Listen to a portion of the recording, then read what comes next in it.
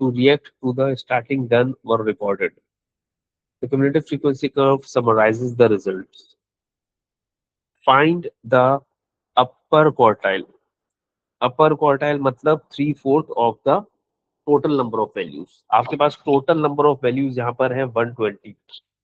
120 का 3/4 जब आप करेंगे तो that will be 90th value. सही है. तो चाहे तो आप कैलकुलेशन कर लीजिए अपर क्वार्टाइल के लिए, यानी Q3 is equals to 3/4 of the total, that will be the 90th value. हमें पढ़ना है हमारी 90th वैल्यू क्या है.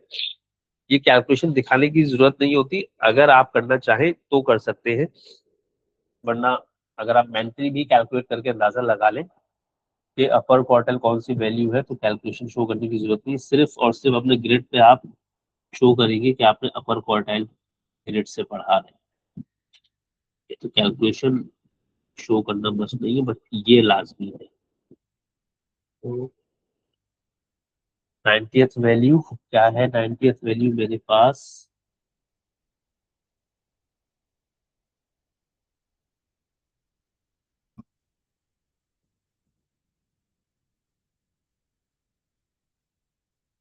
ये हो गया मेरा अपर क्वार्टाइल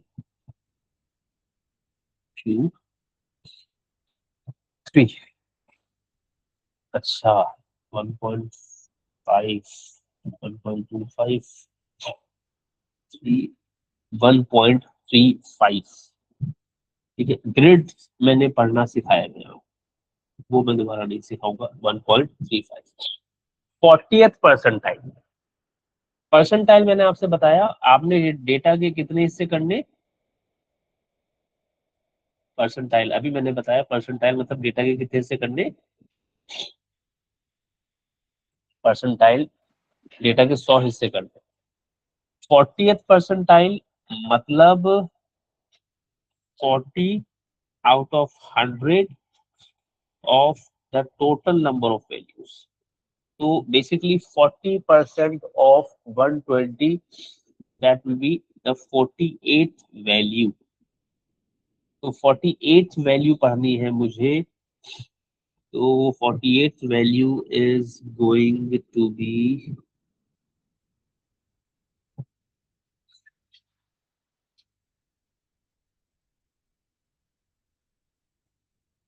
यहाँ पर मेरी 48th वैल्यू आएगी और ये हो जाएगी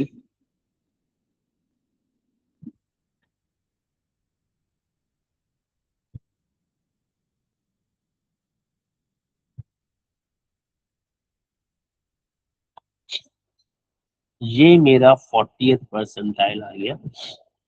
ये है 1.1. तो 40th परसेंटाइल इज 1.1.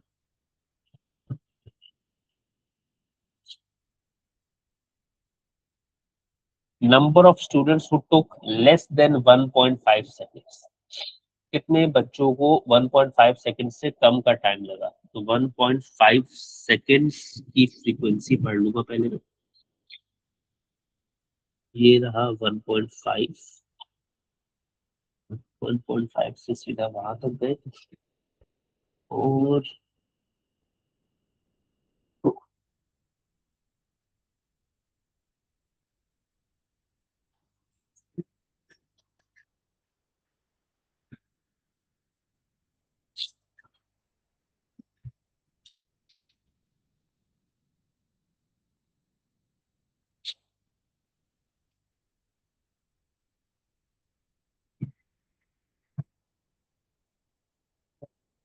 105.